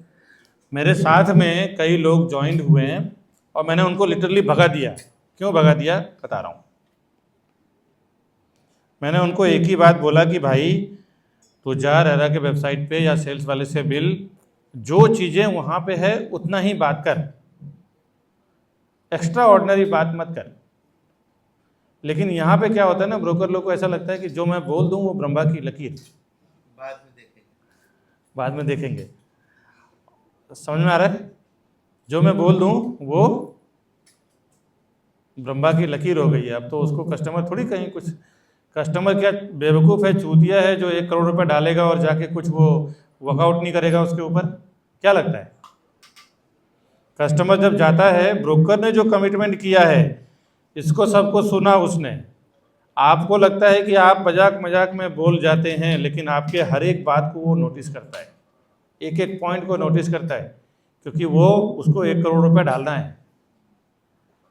आप 1000 रुपये का चिंदी सा शर्ट खरीदने जा रहे हो, 4 बार नोटिस कर रहे हो, मिरर के बाजू में घूम घूम के देख रहे हो, और वो 1 करोड़ रुपए का घर ले रहा है, क्या लग रहा है नोटिस नहीं करेगा वो तो 1 करोड़ बार घूम घूम के देखेगा वो। आप प्रोजेक्ट जाके दिखाते हो ना एक बार बराबर, लेकिन वो पीछे से जाके देखता है 4 बार। ये बात मालूम है आप लोग को? आप एक बार जाके रास्ता दे दिए, टैगिंग कर दिए, लेकिन वो पीछे से जाके 2 बार और देखता है कि भाई कैसा है, जो उसने बोला वो सही है कि नहीं, आसपास में क्या है। उसको घर लेना है भाई, वहाँ रहना है, पैसा लगाना है। अब ब्रोकर ने कमिटमेंट तो कर दिया, आले बड़े जो मन में आया सो बोल दिया। बाद में गया वो रेरा ओपन करके देखा, मालूम पड़ा जो उसने बोला था उसमें से तो कुछ मैच ही नहीं कर रहा है। कई बार ऐसा होता है ना, कई बार ऐसा देखा है मैंने, आड़े बड़े जो आया मन में गड़बड़ कर दिया। अब बाद में जब कस्टमर गया वहाँ पे रेरा का वेबसाइट जब उसने खोला तो मालूम पड़ा जितना उसने कमिटमेंट किया 50% यहाँ कुछ और है और उसने बोला कुछ और है। अब क्या होगा? कस्टमर लगता है फ़ोन उठाएगा उसका वापस? अब तो गाली दे ले, मर ले, मेरे लिए तो मर्सिडीज नहीं हेलीकॉप्टर लेके आ, लेकिन क्या मजाल में तेरे साथ चले जाऊंगा, तेरे साथ तो हेलीकॉप्टर पर एक ही बार जाऊंगा ना, लेकिन वहाँ तो मेरे को जीवन भर का पैसा लगाना है। तो कस्टमर से जब कमिटमेंट करते हैं ना तो बहुत सोच समझ के कमिटमेंट करना। अपने ही ग्रुप में कुछ लोग पहले थे ऐसे, जिसको मैंने लिटरली निकाल दिया, जिसमें श्रेयस का एक दोस्त भी था। 2-3 बार मैंने देखा कस्टमर से झूठ बोलते हुए, मैं नाम नहीं लेना चाहूँगा, श्रेयस समझ गया है। तो अभी जो अपने साथ में जितने लोग हैं ना, मिस कमिटमेंट बिल्कुल भी नहीं। जो नॉलेज है, जो रियलिटी है, उतनी ही बात करो, कस्टमर आपका फ़ैन हो जाएगा, हमेशा के लिए परमानेंटली जुड़ जाएगा आपसे। वो ऐसा कभी नहीं होगा आप रात को उसको 10 बजे भी अगर माफ़ी मांग के फ़ोन करोगे ना कि सर सॉरी मैं लेट आपको कॉल कर रहा हूँ, बात कर सकते हैं, आपने अगर राइट चीज़ें बोला होगा, राइट कम्युनिकेशन किया होगा ना, तो 10 बजे रात को भी फ़ोन उठा के आपसे बात करेगा। और मेरे साथ तो अभी तक एक भी बार ऐसा नहीं हुआ है, अगर मैं 100 फ़ोन किया हूँ तो 1-2 फ़ोन किसी कारणवश मिस हुआ हो, 98 फ़ोन कनेक्ट होता है और बातचीत होती है, क्योंकि उनको मालूम रहता है कि ये जो बात करेगा ना एकदम 100% की बात करेगा, मुद्दे की बात करेगा। यहीं पे मैंने हजारों लाखों ब्रोकर्स को फेल होते देखा है, एक सिंगल रुपया कमा नहीं पाते हैं, मेहनत करते हैं बहुत, दौड़ दौड़ के सारा प्रोजेक्ट दिखाएंगे, भागेंगे, ये करेंगे वो करेंगे, जो मुंह में आएगा बोल देंगे, फिर मालूम पड़ा डील नहीं हो रहा है, मालूम पड़ा बातचीत नहीं हो रही है, मालूम पड़ा डील नहीं हो रहा है, मालूम पड़ा फ़ोन नहीं उठा रहा है, मालूम पड़ा सेकंड टाइम थर्ड टाइम देखने के लिए नहीं आ रहा है। अच्छा, ऐसा भी हुआ कि आपने पसंद करवा दिया, दिखा दिया, डील किसी और के साथ में जाके कर लिया, ऐसा हुआ है? इसका वजह यही है, आपको लगता है कि मैं बहुत स्मार्ट हूँ, नॉर्मल ब्रोकर्स को लगता है मैं बहुत स्मार्ट हूँ, सब कुछ मैंने बोल दिया, मेहनत कर लिया, दिखा दिया, सब कुछ कर लिया, अब भी साला नहीं आ रहा है। तो भाई गड़बड़ यही हुई है आपके बोलने में, आपके कमिटमेंट में। 500 रुपये का वैल्यू यहाँ 1 करोड़ रुपए का वैल्यू, समझो किस लेवल पे है वो। एक आदमी, अब इस नॉलेज पे चलते हैं, इसके लिए थोड़ा सा प्रैक्टिकल नॉलेज लेते हैं। एक मिडिल क्लास के लिए 1 करोड़ रुपया कितना वैल्यू रखता है? एक मिडिल क्लास की इनकम कितनी होगी? 2 लाख रुपया, एक 2 लाख रुपया महीना मान लेते हैं मिडिल क्लास, ठीक है, 1 लाख रुपया भी मान लेते हैं। अब 1 लाख रुपया में अगर एक घर लेता है, 50,000 रुपये में वो घर चलाता, 40,000 रुपये में वो घर चलाता है, 60,000 रुपये वो EMI भरता है, बराबर है? इसके अनुसार अगर वो समझ लो 60-70 लाख का लोन लेता है तो वो कितना साल भरेगा? 20 साल। अब समझ रहे हैं, 20 साल का सिक्योरिटी, 20 साल का मेहनत उसके रिस्क पे है। कितना सोच रहा है वो। मैं एक जॉब बिजनेस क्लास नहीं, सर्विस क्लास की बात कर रहा हूँ, जो 1-1.5 लाख रुपए कमाने वाला आदमी है। अब वो 50-60 लाख रुपया, उसके लिए 70 लाख रुपए कितना वैल्यूएबल है? वो 20 साल की कड़ी मेहनत है उसकी, उसके लिए कितना वो रिसर्च करेगा। सोचो ना, आपको ही अगर 1 करोड़ रुपए इन्वेस्टमेंट करना हो तो आप क्या क्या करेंगे? आकाश पाताल, सर पाँव नाक सब एक कर डालेंगे। तो कस्टमर का इमोशन क्या है? सेम इमोशन को समझो और काम करो। कितनी बार तो मैं ये देखा हूँ कि अनाड़ी आदमी जाके डील कर लेता है, खिलाड़ी आदमी चुतिया बन के रह जाता है। आप लोगों को विश्वास नहीं होगा, मेरी बात कर रहा हूँ, मैं तो कुछ नहीं जानता था रियल एस्टेट में। पहले महीने ऑफिस खोला और 3 डील किया, 2 आउटरेट और 1 रेंट का।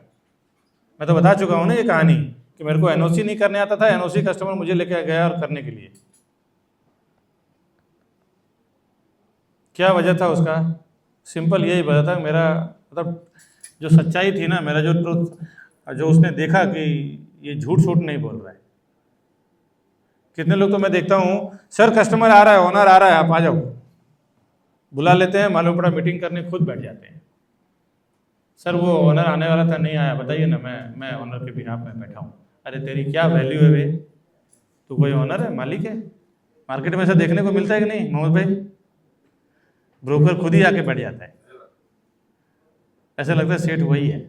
जो लोग 5 साल 4 साल 3 साल से काम कर रहे हैं ना, उनको ये पता है नयन भाई बराबर ना, ब्रोकर खुद ही आके बैठ जाता है, सोचता मैं सुपरस्टार हूँ, मालूम पड़ा कस्टमर फिर उसके मुंह पे थूक के चला जाता है, और जा आगे से आएगा ऑनर से बात करना, नहीं तो मैं जा रहा हूँ। और मेरे साथ मेरे सामने वाला ब्रोकर ऐसे ही हुआ कि कस्टमर को बुला लिया उसने, कांदीवली से बिठाया, ऑनर को नहीं बुलाया, और वही जस्ट कस्टमर वहाँ से आके मेरे ऑफिस पे बैठा, और मैंने एक ही काम किया, बोले सर क्या चाहिए, बोले ये गाला है बाजू में, खाली है क्या, बोला हाँ खाली है, चाबी नहीं है मेरे पास में, चाबी गाला तो मेरा देखा हुआ है, मेरे को ऑनर से मिलना है। मैं बोला तुरंत रुकिए 2 मिनट, तुरंत फ़ोन लगाया ऑनर को, उसको दे दिया फ़ोन, बात करा दिया, फ़ोन पे बात भी हो गई, कमिटमेंट हुई। दूसरे दिन कस्टमर आया, मैंने बोला सर मैं रजिस्ट्रेशन वाले को बुला लूँगा, रेंट का डील था, 80,000 रुपये भाड़ा था। बोला हाँ ठीक है बुला लो आप, मेरे को गाला तो पसंद ही है, भाड़ा भी फाइनल ही है, सब कुछ क्लियर है, मैंने फ़ोन पे बात कर लिया है कस्टमर से, ऑनर से। दूसरे दिन वो आया, दूसरे दिन उसने 80,000 रुपये ब्रोकरेज पहले दिया, रजिस्ट्रेशन बाद में किया, डिपॉजिट ट्रांसफ़र किया, तुरंत चाबी लिया। मेरे लिए कितना आसान हो गया ये काम, आप समझ रहे हैं। वो जो ब्रोकर था उसको 2 महीने से घुमा रहा था, कम से कम नहीं तो 20 प्रॉपर्टी उसने रेंट पे दिखाया उसको, लेकिन मार कहाँ खा गया तेरे को मालूम है ना, सिर्फ याद है कौन, वो सलून वाला, अपटाउन वाला, याद है ना, वही हुआ ना बबीता के केस में, मेरे केस में अभी चालू है, अभी उसने 1 गाला से 3 गाला कर लिया। 5 साल का ब्रोकरेज, रेंट तो उसका कम ही था, 5 साल का ब्रोकरेज उसने लाख रुपया ऑन द स्पॉट दिया। वो इतना खुश हो गया ना, बोला कि यार इतनी ट्रांसपेरेंसी मेरे को पिछले कोई ब्रोकर नहीं दिया जो डायरेक्ट कस्टमर से मेरी बात करा दे। तो ये सब चीज़ें मैं अनुभव से बात कर रहा हूँ कि प्रॉपर्टी बेचना बहुत आसान है, आपको नॉलेज है कि नहीं है ये सेकेंडरी है, लेकिन आपका विश्वास, आपको सामने वाले का विश्वास जीतना सबसे ज़्यादा जरूरी है। आप ब्रोकर होने के नाते बहुत स्मार्ट समझेंगे अपने आप को, कुछ भी जो मुंह में आया वो बोल देंगे, तो कस्टमर बेवकूफ़ नहीं है। कस्टमर इस लाइन का नहीं है तो इसका मतलब ये नहीं है कि वो बेवकूफ़ है। आजकल ट्रांसपेरेंसी इतनी है कि रेरा पे आप खाली विजिट करो, जितना आपको नहीं आता होगा ना उसके 100 गुना ज़्यादा वहाँ पे अपलोडेड है। कस्टमर जाएगा, रेरा का नंबर डालेगा, पूरी चिट्ठा खुल के आएगा उसके सामने। जो 1 करोड़ रुपया डालेगा, क्या लगता है आपको वो 4 घंटा मेहनत नहीं कर सकता है घर पे बैठ के लैपटॉप पे है? कर सकता है ना। अगर कुछ मिस कमिटमेंट निकला, करेगा वो तुम्हारा वैल्यू। डील क्लोज करना और उसके पीछे क्या क्या काम होता है वो सब मैं आपको बता रहा हूँ। अपने को लगता है कि डील क्लोज नहीं हो रहा है, इसके लिए मेरे को काम नहीं आता है। अब काम आना कितना इंपॉर्टेंट है और डील क्लोज करने के लिए क्या पर्सनालिटी, कैसा बिहेवियर होना इंपॉर्टेंट है, ये समझना जरूरी है। मैं बोलता रहा हूँ, पहले महीने मैंने 3 डील किया, दूसरे महीने 2 फ्लैट बेचा, और तीसरे महीने फिर से 2 फ्लैट बेचा मैंने न्यू प्रोजेक्ट में, जो मैंने कभी लाइफ में नहीं किया था वो काम।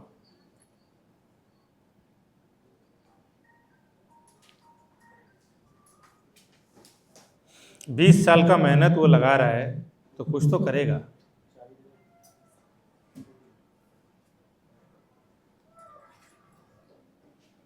अगर कस्टमर फ़ोन नहीं उठा रहा है तो गलती किसकी है?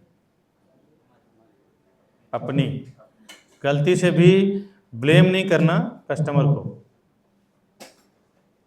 Never blame. दूसरा, ये बहुत बड़ा प्रॉब्लम है राहुल, कस्टमर को ब्लेम करना। ये मिस कमेंट तो छोटी बात बोल रहे हो सर, माँ बहन निकाल देते हैं, सब कट आउट हो जाए। नहीं ठीक है, वो तो किसी का नाम नहीं लिया जा रहा है, तो ये एक लर्निंग ही है। नाम ले वो गलत है, नाम ले तो वो कट करना पड़ेगा। और कोशिश कीजिएगा कि आप लोग जब डिस्कस करते हैं ना कुछ पॉइंट पे, तो किसी डेवलपर का नाम ना लें, किसी रेप्यूटेड पर्सन का नाम ना लें, ताकि बाद में यही वीडियो आपको रिपीट होगा। कुछ मुद्दे पे फंस जाओ तो आप यूट्यूब पे जाके, अपने ही चैनल है वो देख सकते हैं, ट्रेनिंग वाला चैनल है, तो ये मैं अपलोड करता हूँ। तो कोशिश कीजिए कि बिल्डर का नाम नहीं ले, किसी का नाम अच्छा या ख़राब करके मीनिंग नहीं है। अच्छा करेंगे चलेगा, ख़राब नहीं करना है। हाँ, 100% गलती हमारी है। एक चीज़ मैं थोड़ा सा रियल एस्टेट से हट के बता रहा हूँ जो आपको हमेशा यूज़ आएगा। कोई भी चीज़ें आपके साथ होती है ना, कोई भी चीज़ें आपके साथ गलत होती है तो एक बात समझ लो कि उसके 100% जिम्मेदारी और 100% गलती किसकी है? अपनी है। लोग अपने आप की ना वकालत करते रहते हैं, तेरी गलती तूने ये किया, तेरी गलती तूने ये किया, तेरा। एक आपको स्टोरी सुनाता हूँ 1 मिनट का। एक आदमी एक गुरुजी के पास गया, बोला कि साहब मैं बहुत परेशान रहता हूँ। बोला क्यों परेशान रहता है? बोला मेरे 8 बच्चे हैं, मैं बहुत परेशान रहता हूँ, क्या करूँ बताइए। तो गुरुजी ने बोला तो परेशान इसलिए रहता है कि 8 बच्चे हैं? हाँ, आप बताइए रास्ता। तो गुरुजी ने बोला कि 8 बच्चे पैदा करने के लिए मैंने बोला था। समझ में आ गया प्रॉब्लम कहाँ था? गुरुजी क्या कर सकते थे उसमें? बोले 8 बच्चे पैदा किए ना, संभाल।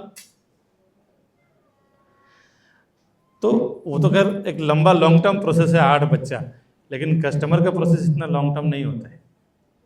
आज आप शुरू करो, 1-2 महीने में रिजल्ट आना शुरू हो जाएगा।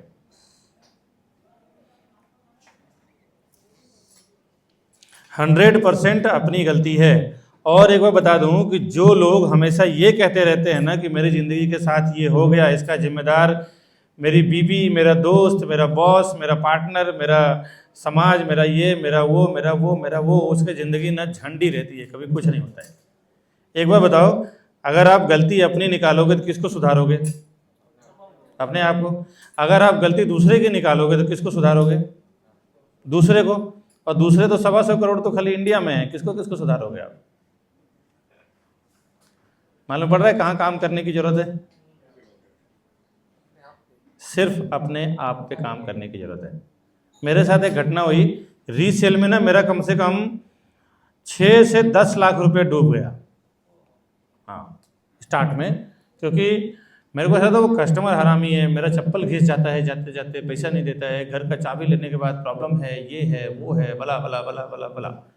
मैं कम से कम 1 साल तक क्लेम करता रहा और मैं चाहता हूँ कि इसको आप लोग रिपीट मत कीजिए। 1 साल क्लेम करता रहा यही कि कस्टमर कमी ना होता है। और कितने सारे ब्रोकर लोगों से मैंने सुन लिया था कि रीसेल में तो ऐसे ही होता है, रीसेल में चप्पल बहुत घिसना पड़ता है ब्रोकरेज के लिए। और करीबन 10 लाख रुपए मैंने डुबाया रीसेल के डील में। उसके बाद मैंने सोचा यार ये मैं बाहर वाले को क्यों ब्लेम कर रहा हूँ, मैं ही सीखा हूँ कि भाई अपनी प्रॉब्लम है अपने से सॉल्व करो। तो फिर मैंने क्या किया, ये मैंने बोला कि ये प्रॉब्लम बाहर वालों का नहीं है, ये प्रॉब्लम मेरे में है। फिर मैंने कुछ बड़े बड़े कंपनियों का स्ट्रेटेजी देखा कि भाई बड़े बड़े कंपनी, मैं तो 1,50,000 में डील कर रहा हूँ, बड़ी बड़ी कंपनी तो करोड़ों अरबों खरबों में काम करती है और उनका 1 रुपया कहीं डूबता नहीं है, तो मैं क्यों ऐसा गलती वलती कर रहा हूँ। उसके बाद फिर रास्ता निकाला। मेरा जितना MOU अभी भी जितना मैं स्ट्रांग बनाता हूँ ना पूरे रियल एस्टेट में, मुझे मार्केट में कोई इतना MOU स्ट्रांग नहीं बनाता है। रीसेल का MOU मैं 500 रुपये के स्टाम्प पेपर पे बनाता हूँ, भले वो 500-700 रुपये मेरा जाए। 100 रुपये के स्टाम्प पेपर पे बनाता हूँ, भले वो 300 रुपये डील हो या ना हो, मेरा चला जाए। 2-3 MOU एक डील में ख़राब हो जाता है, लेकिन हाँ मेरा जो सामने 50,000 लाख रुपया आना है ना, वो एकदम 100% श्योर हो जाता है। और इतना सेफ हो जाता है कि कस्टमर को मुझे जाना नहीं पड़ता है मांगने के लिए, कस्टमर इधर आता है देने के लिए। और उसके बाद से आज एक दिन है, करीबन मुझे लगता है कि 6-7 साल हो गया, 1 रुपया कहीं रुका नहीं है, कहीं डूबा नहीं है। मेरे साथ में रीसेल में किसने किसने काम किया है? अमोल भाई तो किया ही है, रीसेल में तो काम किया हो ना। रीसेल में और कौन काम किया है इधर? सौरभ तुमने भी किया ना, अमन अम्मा इन्होंने किया, इन्होंने किया। 1 रुपया कहीं अटका है क्या? ये तो नए लोग हैं, मैं आपको 4-5 साल पुराने लोग जो है ना उनको भी बता दूं कि 1 रुपया कोई ये नहीं कह सकता है कि डूबा हो कहीं।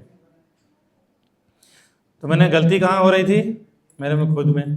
सुधारा भी कहाँ? मेरे में खुद में। अभी मैं जो कस्टमर लोग ने पैसा लेके बैठे उनको सुधारने जाऊं, काम होएगा क्या? सिर्फ अपने आप को सही करो, बाहर कोई गलती नहीं है। अगर आप नहीं कमा पा रहे हो तो आपकी गलती है, सिर्फ और सिर्फ आपकी गलती है। अगर आपसे कस्टमर छटक जा रहा है आपकी गलती है, अगर आपकी डील नहीं हो रहा है तो आपकी गलती है। अभी यहीं की बात बता दूं, कुछ लोग बोलते हैं मेरा डील नहीं होता है और कुछ लोग डील पे डील मारे जा रहे हैं। किसकी गलती है?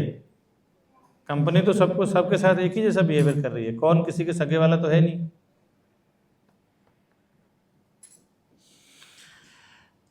ठीक है, आज हमने कितना पॉइंट कवर किया है? अमोल भाई आप ध्यान दे रहे थे ना? 9th।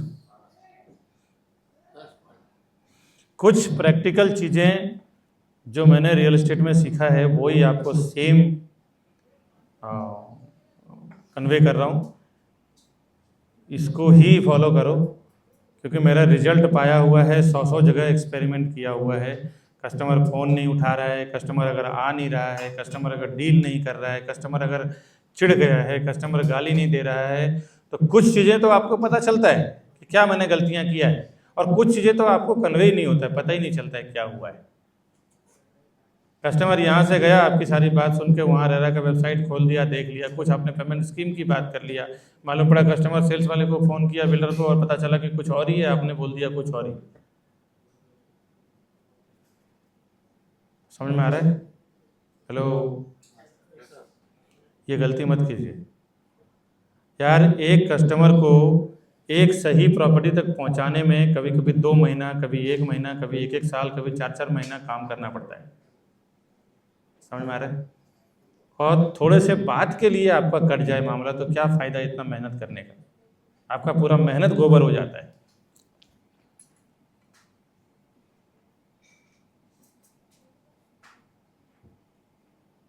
आपको लगता है कि मेरी नसीब खराब है, कोई नसीब खराब नहीं है भाई, सही नॉलेज नहीं है काम करने का। नसीब तो ईश्वर ने सबको लिख के एक जैसा भेज दिया है, किसी ने बना लिया, किसी ने सत्यानाश कर दिया। समझ में आ रहा है? नसीब मानते हैं लोग? हेलो, कितने लोग मानते हैं तकदीर, नसीब, लक? मेरे को हाथ उठाओ ना जरा। नसीब में कितने लोग विश्वास करते हैं? हे भगवान, पगलैट लोग हैं सब। नसीब कामचोर लोगों का एक शब्द है बस। मेरे से ज़्यादा मैं बोलता हूँ यहाँ पे जितने लोग बैठे हैं ना, मैं सब की बात करता हूँ, सबसे खोटा नसीब मेरा, जब मैं पैदा हुआ तब। मानेंगे? मैं अपने बारे में बताऊँगा, समझ जाएंगे आप। सबसे खोटा नसीब मेरा है। अरे मैं सबका अगर ब्यौरा निकालूँ पैदाइशी का तब। सर नसीब आपका एक्शन का रिजल्ट है, एग्जाम का रिजल्ट मतलब मालूम पड़ना चाहिए ना 500 पेज में। देखो लक, फॉर्च्यून क्या कहते हैं मालूम है? Right time right action equal to luck. Right time right action के लिए ये फार्मूला है। लक कैसे बनता है उसका फार्मूला है, दिख रहा है formula? Right time right action equal to luck. कोई आपका लक ब्रह्मा जी वहाँ से बैठ के लिखने वाले नहीं है। अब वो राइट टाइम राइट एक्शन क्या होना चाहिए ना, ये खाली आपको समझ में आना चाहिए बस। और जितने लोग नसीब में मानते हैं, अपने आप को समझ लो कि मैं कामचोर हूँ, मुझे अब चेंज होने की जरूरत है। नसीब, नसीब जैसा घटिया शब्द तो दुनिया में कोई शब्द नहीं है। नसीब जैसा घटिया शब्द दुनिया का कोई शब्द नहीं है। कितने कामचोरों को मैंने देखा है, जो नसीब में रहेगा मिल जाएगा, और ऐसे कुर्सी पे चीयर के बैठ जाएंगे। सुने हो क्या? ऐसे मेरे को तो काफ़ी लोग टकरा चुके हैं अभी तक 35 साल 38 साल के लाइफ में, और फिर घर पे बैठे रहेंगे, है ना तिवारी जी? सारा नसीब सर लीड छीनने में रहता है। मतलब पहले अगर कोई संतोष कर लेता तो जाने दो, नसीब में नहीं था, तो अब तो वो भी नहीं होगा। लड़ मर रहे हैं। नहीं, लड़के तो मरना जरूरी है, कर्म तो जरूरी है, लेकिन बहुत लोग अभी भी मैं ऑफिस में सुनते देखा हूँ, अरे सर जाने दो सर, नसीब में होएगा तो मिलेगा, नहीं नसीब में नहीं मिलेगा। अरे क्या घंटा नसीब में होएगा? नसीब क्या चीज़ है ना, उसका एक एग्जाम्पल देता हूँ। हो गया, इसका बैटरी डाउन। नसीब, आज समझ लो आनंद भाई हैं। आनंद भाई रियल एस्टेट में कब से हैं आप? 1 साल हुआ है ना? 1 साल पहले कुछ और कर रहे होंगे, बराबर? अब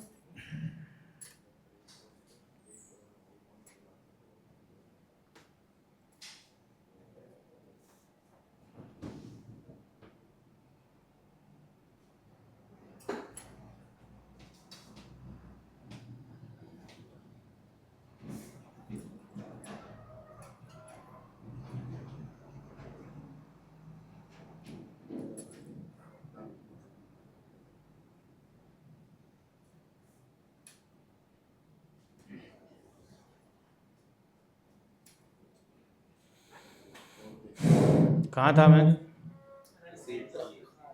आनंद भाई के ऊपर। आनंद भाई खाली मैं एग्जाम्पल दे रहा था। 1 साल पहले आनंद भाई क्या कर रहे थे? क्या कर रहे थे आनंद भाई बताइए? सोलार में कुछ सेल सर्विस कर रहे थे क्या? ओके। सोलार में कुछ सेल सर्विस में लगे हुए थे और 1 साल पहले इन्होंने डिसीजन लिया कि मुझे रियल एस्टेट करना है, बस। और आज इनकी तकदीर ये है कि रियल एस्टेट में ये कर रहे हैं।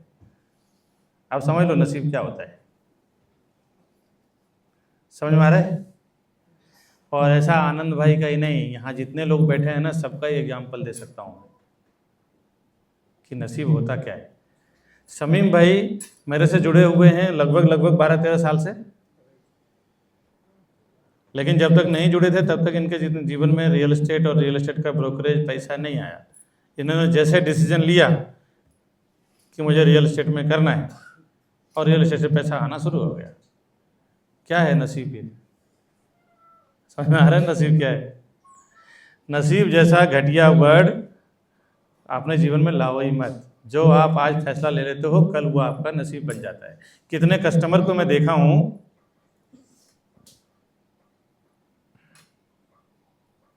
कितने कस्टमर को आप देखोगे ना, मैंने ये कमिटमेंट के ऊपर मैं डील क्लोजिंग की बात कर देता हूँ, आपको समझ में आ जाएगा कस्टमर को भी कन्विंस कैसे करना है। कितने कस्टमर आए यहाँ पे, मैंने उनको बोला कि सर ये फ्लैट बिक जाएगा, तो बोला विकास भाई नसीब में होएगा तो मिलेगा, नहीं नसीब में होएगा तो नहीं मिलेगा। ऐसा कस्टमर बोलते हैं ना आपके साथ, बराबर ना? उनको भी यही एग्जाम्पल चिपका देना कि साहब अभी जो घर में आप रह रहे हो ना, वो घर आपने 5-10 साल पहले खरीदा होगा, एक्शन लिया होगा, तभी वो आज आपके नसीब में है। नसीब जैसा घटिया वर्ड के पीछे मत रहिए आप। आज आप जो डिसीजन लेंगे ना, वही कल आपका नसीब होएगा। अगर समझ लो कि आज आपने 50 या 5 करोड़ में नहीं लिया, 1 साल के बाद यही भाव हो जाएगा 6 करोड़ का, तो फिर वो आपके नसीब में 6 करोड़ में आएगा। आप नसीब के भरोसे बैठे रहो, समय आपके हिसाब से नहीं बैठा रहेगा। इस स्टेटमेंट के ऊपर मैंने कम से कम 12-15 डील क्लोज किया है। ये स्टेटमेंट के ऊपर कस्टमर कितनी बार बोले हैं कि भाई नसीब में लिखा रहेगा तो होएगा। नसीब जैसा घटिया वर्ड संसार में कोई वर्ड नहीं। मैंने बोला वही बात सेम जो आपने 5 साल पहले सोचा था ना, वो अभी आपके साथ हो रहा है। जो अभी सोचेंगे वो आगे होए। और एक बात, तिवारी जी आप चालू हैं? आपका सब्जेक्ट क्या था? सेल्स ही था ना। 1-10 मिनट में स्टार्ट करते हैं।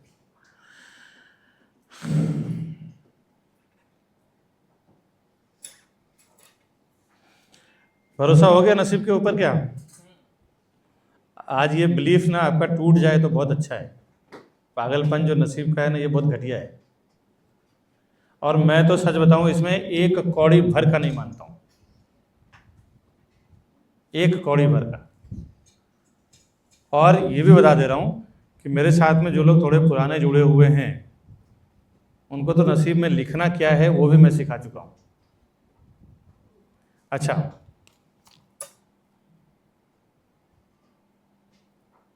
एक बात और समझे, अभी जो आसपास में देख रहे हैं ना, आपके चारों तरफ एक नज़र घुमा लो। सब देख लिया? अभी इसके ऊपर कुछ एग्जाम्पल देते हैं क्या है। जो भी आप आसपास देख रहे हो ना, वो किसी का किया हुआ अतीत है, पास्ट है। आप ना उसका वर्तमान देख सकते हो, ना किसी का फ्यूचर देख सकते हो। क्या देख सकते हो? किसी का पास्ट ही देख सकते हो।